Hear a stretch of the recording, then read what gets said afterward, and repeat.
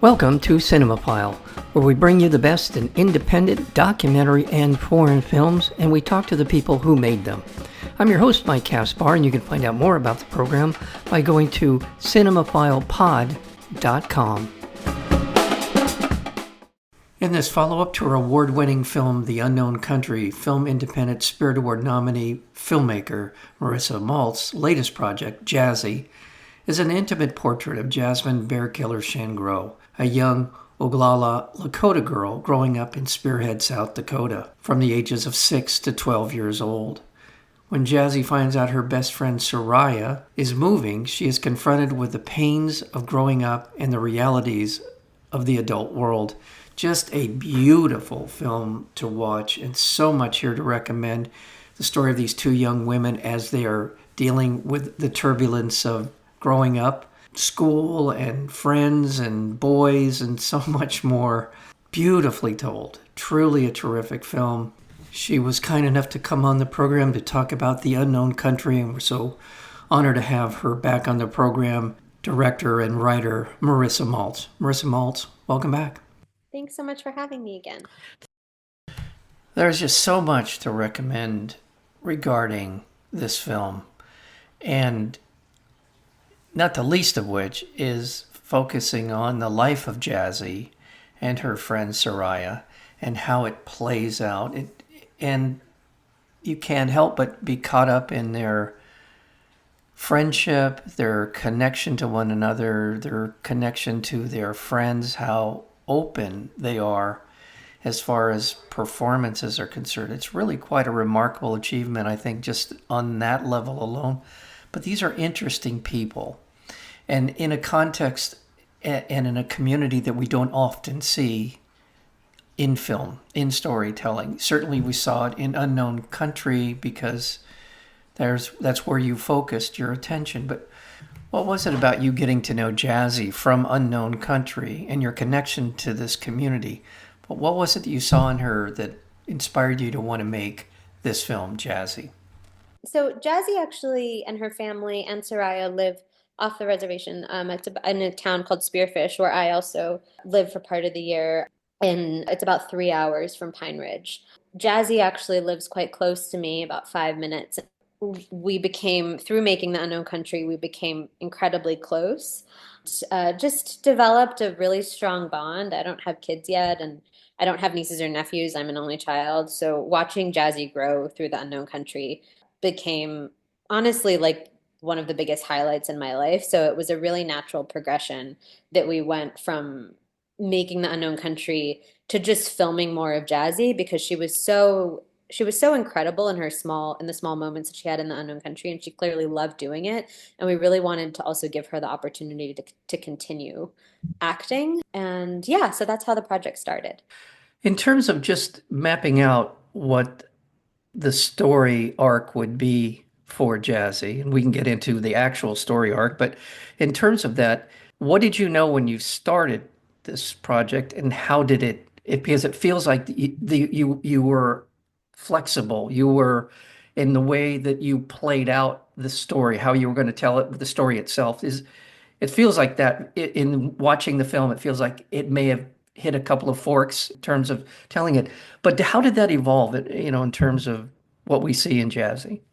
Right from how I answered the last question, we wanted to keep filming Jazzy because we also really wanted her to be able to continue to have an opportunity to keep doing this. And we loved her, but we also didn't know if she could carry a whole movie or if a kid could carry a whole movie. So there were a lot of sort of tests we did to see if we could make a movie just about Jazzy or about Jazzy and a friend. About the first 20 minutes of the film is really us experimenting with Jazzy and her friends and seeing if there was something there. And then when she's running and crying, that I think is about at the 20-minute mark, was when Jazzy was kind of old enough that, and it's funny, in an interview the other day, they asked what her favorite moment of filming was, and I was surprised that she answered, or filming with me was, and I was surprised she answered this moment as well. She must remember it as a moment where we really connected as like director, actor, to see if she could hit these emotional heights running and crying. We were like doing this test and she nailed it. I mean, that's one of my favorite moments in the film. And we knew then that we could make a really serious movie with her, that she had this kind of dramatic capability. That was a huge fork in the road, and that's when we decided to really like go all in making the film. Again, it's certainly her performance, but also a huge factor in the success of this film is Syriah Fool Head Means, who Raya is played the friend. incredible. Yeah, she is. She's incredible.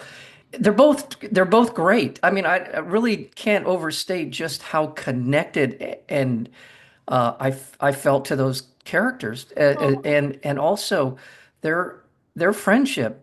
I really do feel like we're a fly on the wall for a lot of this film. It really does feel that way, especially when they're together. They're just goofing around. They're just being young girls, just hanging out, doing stuff.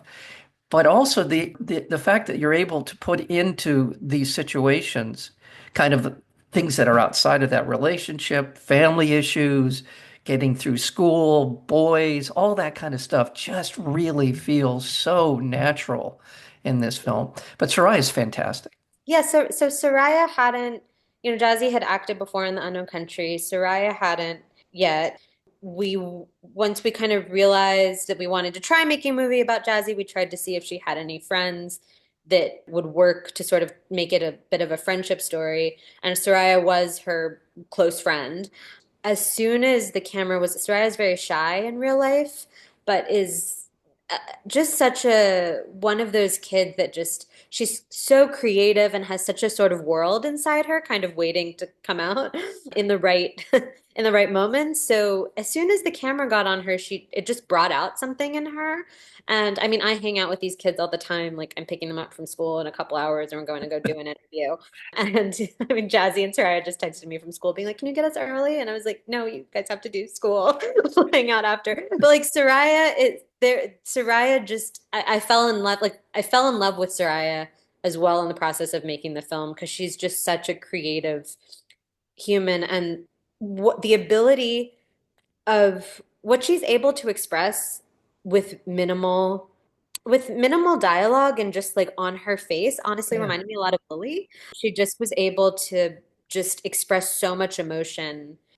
Yeah, with just minimal with very minimal acting just in her facial expressions. I was going to say I just love her face, and you just expressed it better than I could have. And one of those things that it's a tricky thing because there are times in the film where the two of them, especially as things are starting to unravel outside of their relationship within the family, there's a scene with her on the bus, and Jazzy turns around to she walks past her, and she turns around to see look at her, and Sarai's not looking at her. So there's this back and forth goes on for a few minutes. And the tricky part is for Soraya, to me, the tricky part is for Soraya to look like she's genuinely upset without it looking like she's overacting. But at the same time, when kids are doing those things, in a manner of speaking, they're overacting because it's such a deliberate effort to demonstrate to Jazzy that she doesn't want to have anything to do with her, but it still works so well. And I guess that's what I'm trying to get to is just what you're describing is in that particular scene, I thought this is exactly how kids react to one another. Yeah, I mean, Soraya and Jazzy both really understood the emotional, like what we emotionally needed to get in every scene Yeah. in a way that was very astounding.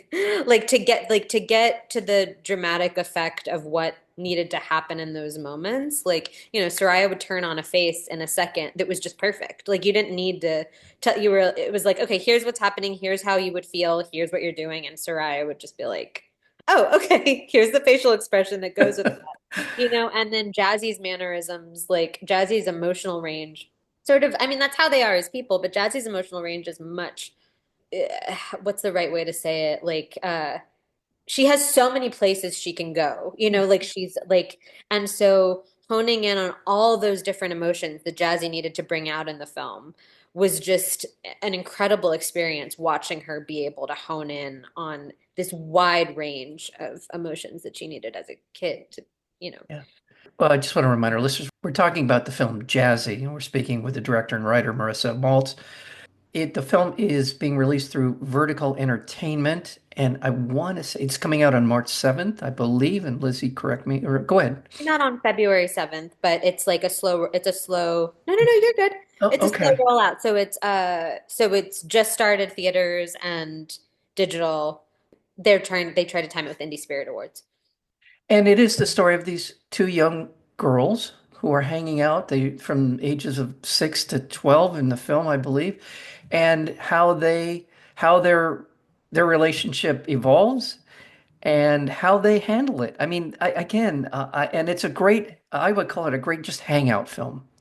There's just, and I'm going to say something I probably regret, but in a manner of speaking, it is kind of a version of Boyhood, if that's too strong. Is that work for you? Absolutely. Yeah. I mean, that's a lovely comparison. Okay. Yeah. We definitely were talking about Boyhood when we started making this film. That's part of what we were like, oh, we already have footage of Jazzy when she was 6. Should we just continue and make sort of like a Boyhood of Jazzy? We were talking about it like that. The difference of what we discussed though in relation to Boyhood was a lot of coming of age movies end up to be a lot about the parents rather, which is also an equally compelling, story to tell. But we kind of use that as a reference to be like, okay, but in this movie, we want to stay with it just being solely about the kids and how do Okay. we do that? So that was kind of what the conversation was.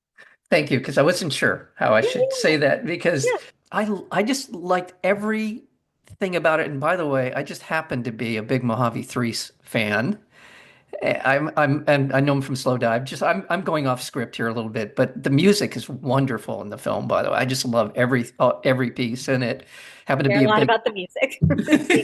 there is. I want to convey to my listeners that this is, in my mind, what independent filmmaking is about. Taking a story that may not feel like, is this something that I want to spend time with? It's about a couple of young women, young girls, as they grow up. And it is so much more than that. And it's also in the filmmaking, the techniques that you use. I thought the cinematography was spectacular in the film. There's just so much to recommend. I love independent film. This is why I do this show is for independent film and filmmakers, and this embodies it in so many ways. So Thank you. No, that means a lot. I mean, truly, that really does mean a lot. That's also why we make independent film is, for all those reasons to be able to tell stories that, might not have this huge commercial value, although I think they should, but, are stories that matter and are different and are, paying attention to the small things. yes, and my ethos is exactly that. They should be more popular. It's just I don't know if we're so conditioned to a certain kind of entertainment to be a certain way, and I don't know. I don't understand, Yeah, but that's a whole other yeah. conversation, which I can definitely dig deep into another day. Absolutely. I have a lot of, yeah. Well, the reaction to the film, I mean, by the way, your production team, by the way, it's not minor league. You have Jay Duplass, Mark Duplass, Mel Eslyn, and other Miranda Bailey. What a wonderful team of people around you. And also, let's not forget the wonderful Lily Gladstone, who was in The Unknown Country, and she was the star of The Unknown Country, but also is in this film as well. So you've surrounded yourself what it feels like a nice family of filmmaking friendly people. Definitely. Definitely. I think I mean, I was so pleased that Duplass and Lily and Cold Iron, Fit Via V, all of the companies that are on this film, all of the producers, executive producers, really care about supporting projects like this, and Lily like continues to have just the biggest heart in the world and wants to continue supporting projects like this. And like all of us care about independent film and care about telling stories that matter and trying to bring them to life and have people see them. And that's what it takes to get these films made, and that's what it takes to get these films seen. So I was really grateful for everyone you mentioned for coming on board this project. Yeah, and going back to The Unknown Country, beautiful performance on her part, and so much of what you were able to pull into that film as well as this film is ambiance, the ether of indigenous culture, and the understanding of the economics involved as well, where they stand in the hierarchy of American life is also illuminating as well. So thank you for that. Thank you for Yeah. caring. Do you feel like this particular story, the arc from the unknown country into Jazzy, are you working on something that's in this same vein, or are you doing other, what are you working on? I'm curious. Um, so yeah, I mean, Jazzy came, yeah, that's everyone loves to ask, like, well, what's the third one? Yeah. Yeah, like, and Jazzy happened so organically out of the unknown country. We don't have something like that that's happening right now, that's like, oh, this is such a clear, uh, like there wasn't, I don't know how to say it, but there was, other than using the word organic, it was such an organic process. I'm sure down the road we'll think of something to continue the world, but no, right now Lily and I have another project that we're working on that is in a much different vein, a bit larger, and sort of still trying to keep I guess, the ethos of what we've been doing with these projects. Yeah, so taking a bit of a different route next, Yeah. but definitely open to another film in this world. It just would have to be right. Like we Yeah. wouldn't want to Yeah. force it. And you could come back to this and you could do it like Linklater style and come back in 20 years and Right. see where everybody is. So we have our lives to Yes, you do. do a trilogy. Well, yeah, and again, your instincts as a filmmaker are demonstrated to me watching. There's so many scenes in the film where other filmmakers would have cut away quicker, not given us a chance to settle into a scene with them in their bedroom playing with their stuffed animals, the dialogue back and forth. There's a number of those scenes where I feel like that's the difference between good filmmaking and great filmmaking is to not only trust your own instincts, but trust your audience's instincts as well, to understand that this relationship that you're building with them, that they're good with this. And that's another part. Again, I just Thank really you. think people this yeah, it's wonderful filmmaking.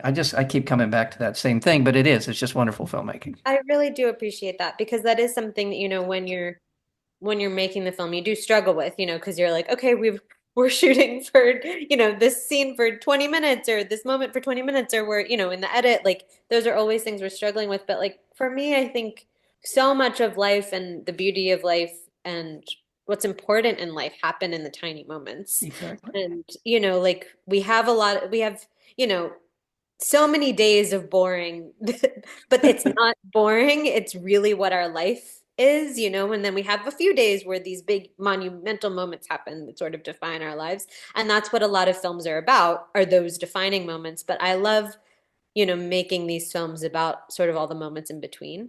Yeah. Yeah. So try to give them this sort of value and Well, you're weight. there's one audience member who says just keep doing what you're doing, Yeah, and I appreciate I love that. that scene at the theater when they break in and they do their thing. It's exactly what kids would do, and the conversations that they're having and all those things. There's just a lot of moments like that. And in a manner of speaking, this is a bit of a stretch, so please indulge me for a second here. One of my favorite directors is Robert Altman. And what I loved about Altman is he let his actors be actors, and he allowed them, and in the final cut, to be in a scene maybe a little bit longer than someone else would have done. And certainly he had high end, people and high end all kinds of stuff. But the spirit of it is what I always felt about Altman was the spirit of someone who was an independent filmmaker, and Definitely. that's how I feel about your Definitely. work. So. Well, thank you. That's incredibly kind. Thank you. I appreciate that. I'm a big Robert Altman fan, so thank Well, you. it's a long way of encouraging you to continue to do what you're doing, whatever impact that has on Well, your I can't filmmaking. stop But doing it, so unfortunately. yeah, well, the film again is Jazzy, and we've been talking with the writer and the director, and I know you wear more hats than that. What am I leaving out? What else? Now on these tiny films, I don't know, producer, Yeah. whatever. Yes. we all do all the things, all of us. Very good. So, Very yeah. good. Yeah. Well, Morrisa Maltz, thank you. Thank you for your time. Thank you for Jazzy. Thank you for The Unknown Country. And I look forward to more. Thank you. Well, I appreciate your enthusiasm for these films so much. It really means a lot to me, and it's we need as much as you do it, and you still need people to be like, thank you so much for making this work, because it really does help us to continue persevering and trying to make these types of films. So thank you so much for your love for the films. I appreciate it very much. Thank you. Thank you for spending some time with us. Thanks for having me. You have been listening to Cinemaphile with Mike Kaspar, the place where you will hear from the best in independent documentary and foreign filmmakers. Please check out our previous interviews as well as upcoming interviews and special programming by going to cinemaphilepod.com. We are also available on Apple Podcasts, Spotify, and YouTube, searchable under Cinemaphile with Mike Kaspar. Until next time, thank you for listening.